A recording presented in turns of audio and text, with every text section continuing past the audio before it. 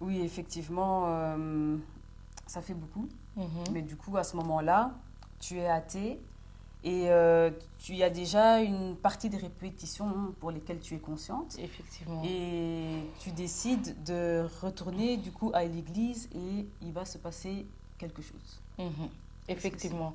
Et donc voilà, à cette période-là, on est en 2012, j'ai mon premier enfant. J'ai mon premier enfant et j'ai vraiment conscience des répétitions. Mhm, Je me dis, avec ces trucs d'inceste qui se répètent, les problèmes de santé mentale chez les différentes personnes, la violence et tout ça, mhm, la violence et tout ça. Et du côté de Fabrice, il y a les, en fait, il y a les accidents à répétition. Tu vois, il a eu les problèmes avec ses finances. mhm. Il a eu le problème avec ses cours, tu vois, les trucs à l'enfance et tout ça et tout. Et il y avait souvent, en fait, des problèmes comme ça. Ok. Tu vois, son côté où il était fort tourné vers l'extérieur, la dimension, on dirait qu'il devait tout le temps être à l'extérieur dans les boîtes. Et je lui disais, tu n'es pas obligé d'être présent à tous les mariages, tu ne dois pas aller dans tous les trucs en boîte. Et des fois, on dirait que c'était plus fort que lui. Et donc, du coup, moi, qu'est-ce que je me suis dit et tout, bah écoute, on va aller voir un pasteur et tout, parce que ce soit de mon côté, que ce soit de ton côté et tout, on doit aller voir un pasteur et tout. Mhm, mhm. Et donc, quand on va voir ce pasteur, qu'est-ce que ce pasteur, en fait, du coup, nous dira et tout ça? Il nous dira, à un moment, il me dira, oui, mais il faudrait que tu laisses cet homme parce que sinon tu vas avoir des problèmes. Je lui dis, mais comment vous voulez que je laisse cet homme? On a déjà un enfant et tout ça et tout. En tant qu'homme de Dieu, vous devez nous aider, en fait. Tout à Vous devez fait. nous aider à nous suivre et tout. Et puis, à un moment, il dit, moi, je vois en fait que euh, cet homme et tout ça et tout, il faut que tu le quittes. Pourquoi? Parce que c'est l'esclave de la famille. Ah, C'est l'esclave de sa famille. Je lui dis esclave de sa famille et tout ça. Et de sa famille d'origine, du de sa coup. famille d'origine. C'est l'esclave de sa famille et tout ça. Je me dis, mais ah. Mais et quand bien même vous pouvez pas faire quelque chose, nous aider, nous suivre et tout, il voulait pas. Mhm. Et donc moi du coup je me suis de nouveau fâchée. Je lui ai dit écoute on y va. C'est pas normal qu'un pasteur parle comme ça et tout. Et entre temps quand il m'a dit l'esclave de sa famille, moi j'ai oublié. Mais peu de temps, en fait, avant sa mort, c'était des choses j'avais repensé. Et après sa mort, je suis revenue dessus, mais vraiment de façon où j'y ai beaucoup réfléchi. Mhm. Donc, donc voilà, De manière plus intense, de quoi. plus intense, oui. Et du coup, lui, c'est l'esclave. Et quel est le rapport avec toi? Regarde, moi je me dis que dès sa naissance, il a été conditionné à être au service des autres, comme j'ai dit. Oui. Et quand tu vois qu'il tombe malade aussi, au moment avec les boutons et qu'il doit mourir, Mhm. qu'il est brûlé et que tous ces accidents, jusqu'à finir par vraiment mourir,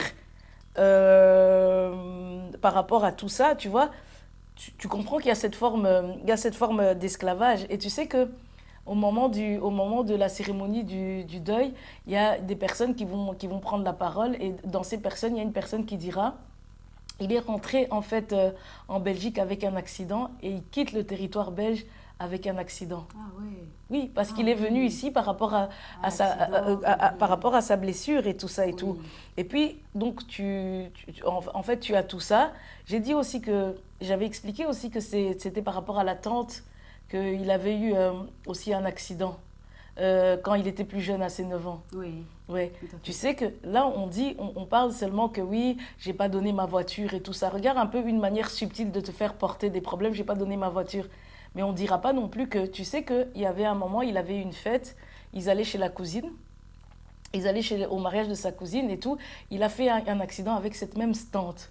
Cette même tante de Ouais, 9 ans qui ouais, oui, avait avec ma voiture. Il a fait causé la un blessure. accident avec cette même tante. Et c'est un accident très très fort. Ok. Ils ont, ils ont failli mourir de peu, Ok.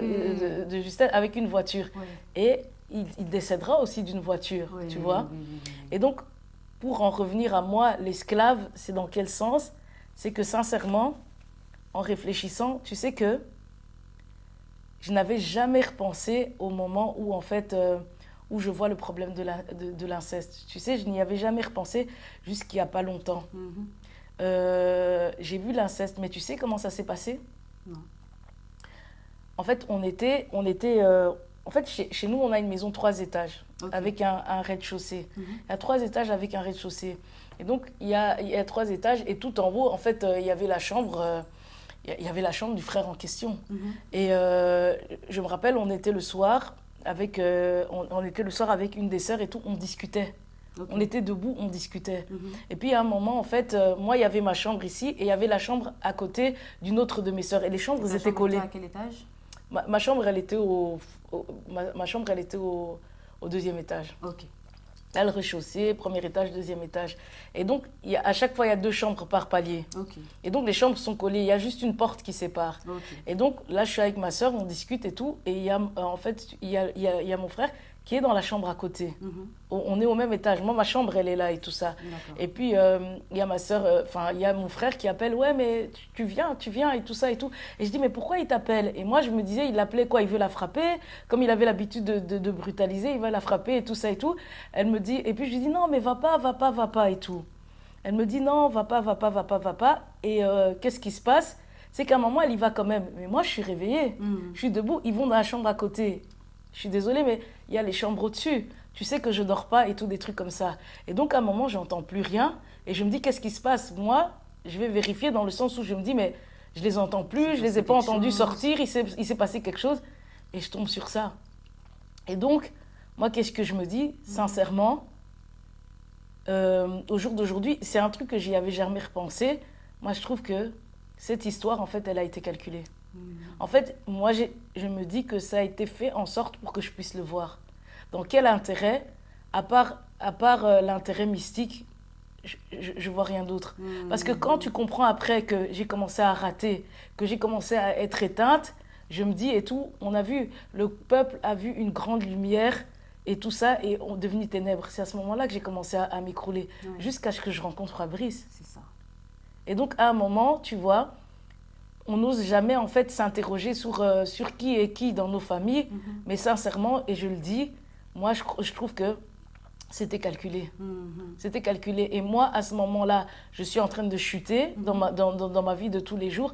Mais lui, en fait, quand il part et tout ça et tout, sa situation s'arrange jusqu'aujourd'hui. Ok. Tu vois, sa situation s'arrange. Transfert, des trucs comme ça, je ne sais pas. Mais en tout cas, la question se pose. Et après ça, tu vois tout ce que j'ai porté, tu vois tout ce que j'ai eu à porter aussi. Donc, moi aussi, finalement, j'étais une esclave. Tout à fait. Tout à fait. Tu vois toutes les interventions que j'ai faites, toutes les choses que j'ai eu à faire et tout ça et tout. À un moment, tu dis que tu étais aussi esclave. Tu as vu tout ce que j'ai dû porter, tout ce que j'ai dû gérer. Mhm. Il y a quelque chose tu vois, qui ne colle pas. Et donc, à nos 2 niveaux et tout, on est esclave. Et en fait, personne n'existe en fait. Effectivement. Parce que tous les deux, lui, il est tourné vers l'extérieur, vers sa famille, et moi, je suis tournée vers ma famille. Vers ma famille. C'est un peu comme l'histoire avec la veuve et les 7 maris. Mhm. Ce qui les réunit, c'était la fertilité. Mais ici, nous, ce qui nous réunit, c'est que tous les deux, on n'existait pas. Ah oui. On était des fantômes, Oui, oui, oui, oui, oui, oui. tu vois. Je vois. Je vois. Ça me fait un peu penser à l'histoire de la boîte dont on a évoqué juste avant, où justement il y a des lois de famille qui sont soutenues d'une certaine manière.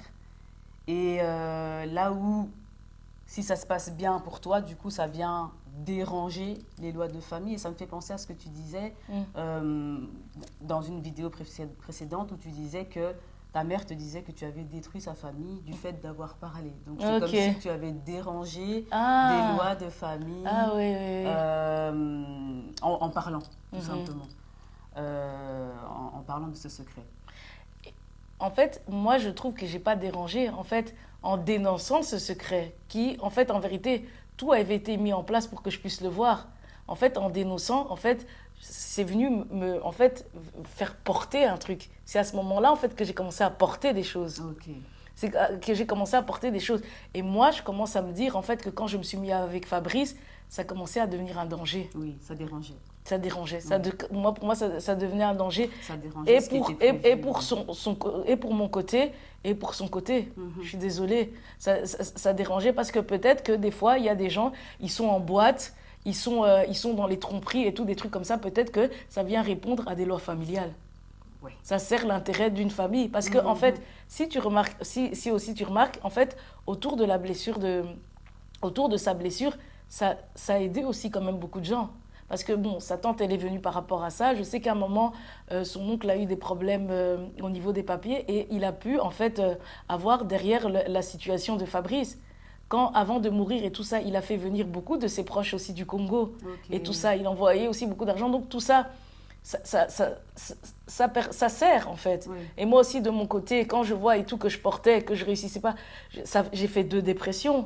J'ai fait 2 dépressions, tu vas pas bien, tu as des problèmes de santé mentale. Toi, tu fais des dépressions pendant que certaines personnes qui ont causé certains actes, eux, ça va bien. Donc il y a quelque chose un peu de... Voilà, je suis obligée d'en parler parce que ce n'est pas normal Oui, en fait. il y a quelque chose qui ne va pas. D'accord. Et alors, du coup, comment se passe la fin de ta 6e année avec tout ça? Est-ce que tu réussis au final? Oui, Oui. j'ai réussi. Yes. Et tu sais, mon TFE, je vais faire un TFE, figure-toi sur quoi? Tu te souviens qu'au départ, quand tu me disais les événements de mon histoire, Oui. voilà, mon TFE portera sur les enfants sorciers, Oh. sur le phénomène des enfants sorciers, et je vais partir de mon expérience, de l'expérience de mon petit-neveu. C'est ça. Et je me rappelle, au début, les ordinateurs, c'était pas trop en vogue. Moi, j'avais fait mon mémoire, j'avais écrit sur papier.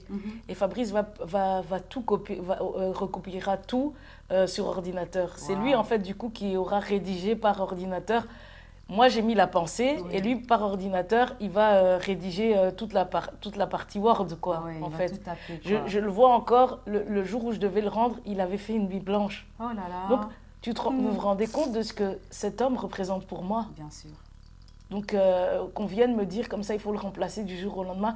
Fabrice, c'est énorme. Tu vois dans quel sens je dis que c'est mon âme et c'est mon cœur. Tout à fait. Donc, il rédige tout ce TFE. Et en fait, tu dois étudier l'Afrique. À ce moment-là, en fait, tu sais bien les TFE. Hein, tu pars d'une situation, tu dois expliquer aussi la culture, la politique, l'ethnie et tout. Donc, je fais un peu comme Jésus. Au travers de ça, j'étudie aussi mon ethnie, les langues et tout ça. Et par rapport à la sorcellerie, j'étudie sur différentes tribus et tout, des trucs comme ça et tout ça. Maintenant, ce qui est impressionnant, je vous avais parlé de mon neveu qui avait été immolé et tout ça. Oui. Mon neveu a été immolé, tu te rappelles? Il avait quel âge? 9 ans, tu avais dit? Il avait 9 ans. Oui. Fabrice, il a eu son accident à quel âge? À 9 ans aussi? 9 ans. Et c'était par rapport à quoi? Par rapport... Qu'est-ce qui s'est passé? c'est l'huile qui lui est tombée, l'huile chaude. Et Hein? qu'est-ce qui s'est passé? Il a été brûlé, du coup. brûlé. Ah oui, comme le neveu. Comme le neveu. Comme le neveu, ok. Le neveu, en fait, du coup, il vit en fait avec l'oncle, sa tante. Fabrice, en fait, il est brûlé. Il va aller vivre aussi avec son oncle. Ok. Il va vivre avec son oncle, comme mon neveu. Ouais. Et le pire, mais Fabrice, du coup, il quitte ses parents, donc il quitte son père à 9 ans aussi. Et tu sais ce qui se passe, le pire? C'est que quand, en fait, Fabrice meurt, quand mon mari meurt, Yael a 9 ans. Oh, ça se répète, en fait. Voilà. Ah oui, oui, oui, oui, oui. Et le truc qui est là, c'est que voilà, mon neveu, à l'âge de 9 ans et tout ça, tu vois, c'est comme si, tu vois, on l'annonçait déjà. Oui. Oui, oui, oui. C'est comme si ton neveu, à l'âge de 9 ans, annonçait la venue de Fabrice. Qui aurait fait les mêmes conditions. Et tu vois, on prépare aussi, comme j'avais dit, pour David, qui a été préparé dès petit à courir derrière les bergers et tout, des trucs comme ça et tout ça. Tu vois que l'arbre de vie, en fait, il est là depuis le départ.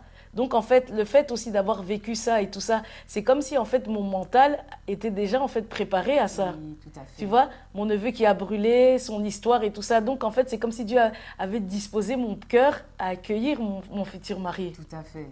C'est fort, quand Tout à même. fait. C'est très beau. Et fort Et aussi. très fort, effectivement. Ouais. Donc, effectivement. voilà. Et du coup, quel est le rapport avec les enfants sorciers? Le rapport, c'est que au moment de son décès, je crois qu'au moins plus de 5 personnes, même un moment, au moins plus de 5 personnes, même un moment, je suis au cimetière, un moment aussi, donc du coup, j'ai un peu sympathisé avec les gens du cimetière. Et il y avait aussi un noir qui, un jour, je suis devant la tombe, il vient me trouver et tout ça. Il me dit, moi je suis au Congo et tout, des trucs comme ça et tout, je peux te dire et tout. D'abord, il me demande, oui, pourquoi tu es là, tu es jeune et tout ça et tout. Et je dis, oui, non, mais je viens voir mon mari qui a été décédé comme ça, comme ça. Il m'a dit, moi je suis au Congo et tout et tout. Et j'ai vu aussi, en fait, du coup, aussi d'autres personnes qui m'ont dit, franchement, dans cette situation, je peux te dire, la façon quand il est mort d'un coup comme ça et tout ça, c'est un sacrifice. Je peux te dire que c'est un sacrifice et tout ça et tout. Et on m'expliquera aussi que des fois, en fait, ce sont des réclamations familiales. Et donc moi, au départ, quand on me parle de ça, même au moment vers la période du décembre, dit ça, je ne prête pas attention. En fait, mais après, quand moi je vis dans une oppression et tout ça, je vois en fait tous ces conflits entre les deux familles et tout, je commence à revenir sur la question. Je commence à y repenser. Je pense aussi à mon TFE, tout ce que j'ai travaillé, comment j'ai étudié les tribus et tout, des trucs comme ça. Je me dis, c'est possible qu'il y ait une sorte de réclamation familiale. Et on dit que des fois, les deux familles se réunissent, et tout ça et tout, pour qu'il y ait en fait, pour qu'il y ait sacrifice en fait. D'accord. Pour qu'il y ait sacrifice, à savoir qu'il y a un jour, avant le décès de Fabrice, j'étais chez mon frère et il me dira que, oui, par rapport maintenant à nos histoires d'héritage avec mon père, il disait ouais, il faut qu'il y ait du sang qui coule. Qu'il y ait du sang qui coule. Et donc, de mon côté aussi, j'ai vécu beaucoup de choses. Du côté aussi de Fabrice, il y a eu beaucoup de choses qui se sont passées. Et pour moi, il y a eu peut-être cette réunion familiale pour nous séparer. Il y a eu peut-être cette réunion familiale pour nous séparer et tout ça. Et moi, j'ai l'impression qu'il y a eu cette association de deux familles pour briser en fait notre foyer. Oui. Moi, je vais le dire clairement, c'est comme ça que je sens les choses. Et faire en sorte que les lois familiales puissent recommencer à être... Se maintenir. Voilà, exactement. Oui, voilà. Et du coup,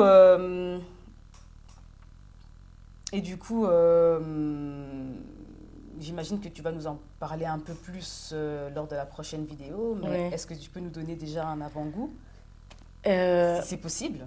Déjà, quand j'ai fait ma dépression post-natale, juste avant, que ce soit de mon côté ou du côté de chez Fabrice et tout ça et tout, je suis enceinte déjà, il y a eu ça avec le premier enfant, mais mon deuxième enfant, je suis enceinte et tout ça, on me met la pression des deux côtés pour que un membre de la famille puisse reconnaître pour qu'ils aient les papiers. Moi, je dis non, mais comment vous pouvez demander un truc comme ça à partir du moment où j'ai... Reconnaître mon enfant quand j'étais enceinte. Ah oui, ok, d'accord. Reconnaître mon enfant quand j'étais enceinte et tout ça.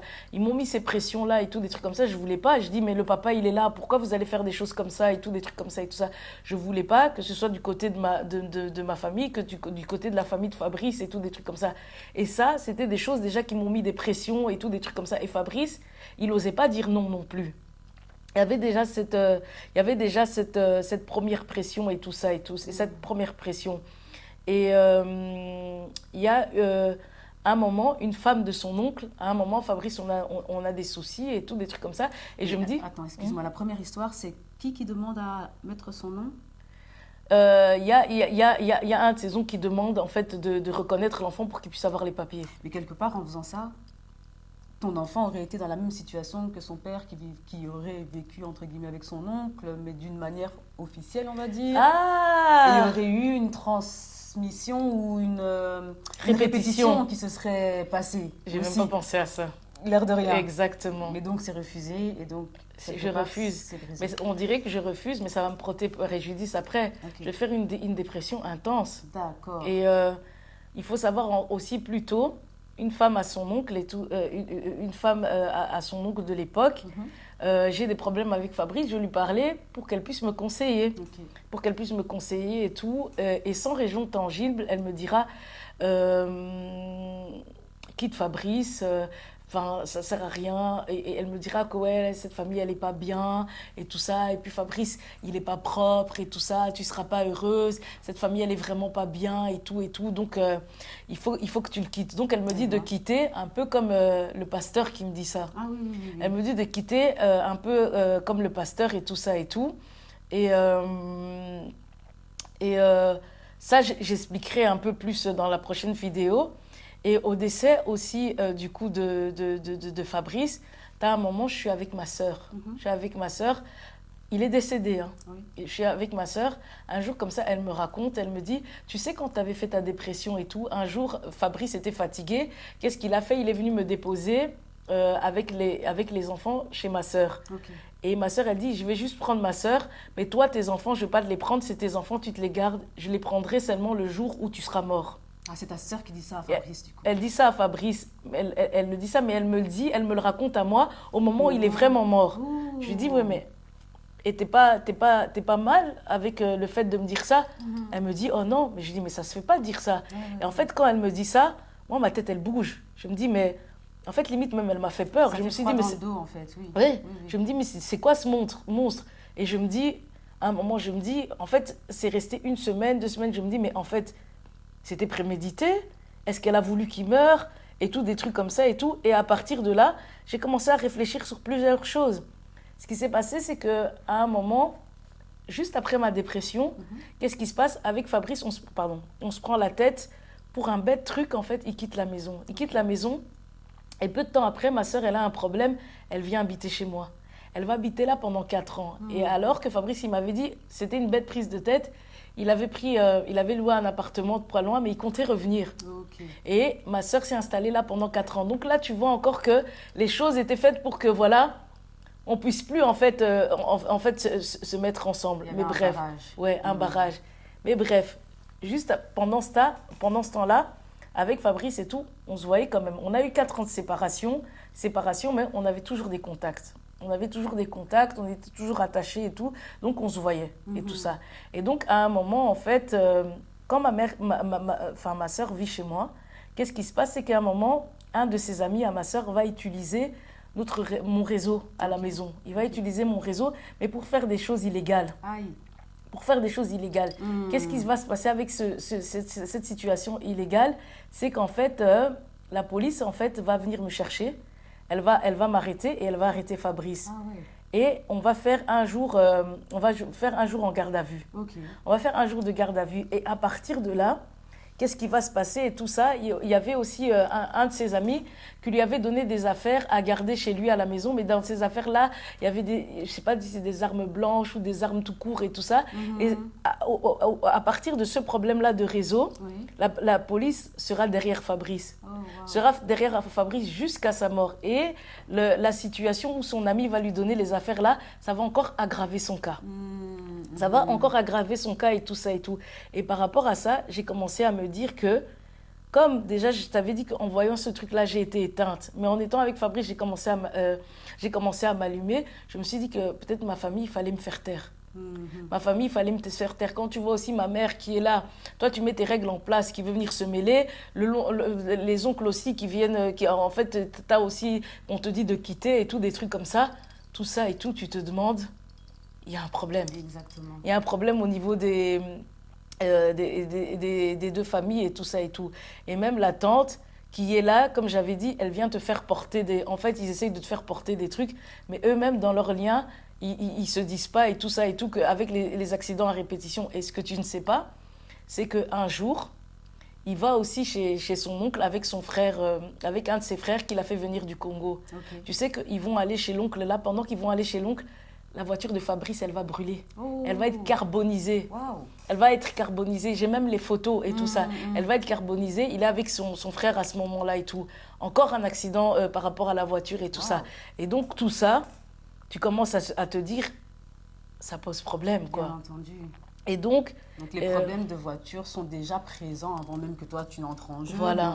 On veut te faire porter le chapeau. Exactement. Quelque part. On veut me faire porter le chapeau. Donc, ouais, et tout ça, on arrive à vous faire porter le chapeau. Pourquoi? Quand vous êtes ignorante à votre propre vie.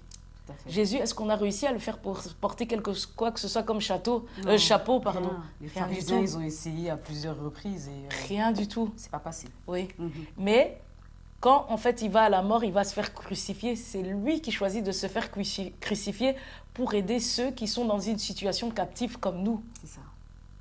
C'est lui qui décide en fait de se faire aider, de se faire crucifier. C'est pas que les autres ils ont réussi à l'atteindre. C'est lui qui choisit je vais mourir pour faire la volonté de Dieu et aider toutes les personnes qui sont dans des situations de souffrance comme nous. Tout à fait. Donc c'est pas la même C'est chose. pas pareil. Tu vois, Exactement. le Fils de Dieu était capable en fait de mourir pour nos péchés. Et c'est pour nos péchés qu'il s'est donné la mort. Tout à fait. Et donc, voilà, tu vois un peu ces histoires de réunions de famille. Et donc, le prochain titre, Moi, j'ai envie de parler de sacrifice, des réclamations familiales et tout ça. Entendons-nous bien, moi, ma façon de parler des réclamations familiales, c'est pas à la manière spirituelle de sensation. Moi, pour moi, la Bible, elle est simple. Le spirituel, il est simple. C'est au travers des répétitions. Au travers des répétitions familiales que si tu ne gères pas, dans des petites choses subtiles comme ça, en fait, on peut te faire plonger. C'est ça. Et donc, c'est toutes ces petites choses que je vais montrer où, en fait, parce qu'on ne maîtrisait pas notre histoire, notre maison a été renversée. La fameuse femme insensée que j'ai été par ignorance. Waouh. Eh bien, dis donc. Merci déjà pour ton témoignage, parce que tu viens de partager beaucoup. Et c'est vrai que toutes ces informations que tu partages permettent aussi de prendre conscience dans notre propre histoire aussi de quelles sont les répétitions qui justement se mettent en place, qui se sont déjà mis en place et qui risquent de continuer de se mettre en place encore et encore. Donc j'ai hâte d'entendre la suite. Merci beaucoup. Merci à toi. Avec grand plaisir. Voilà.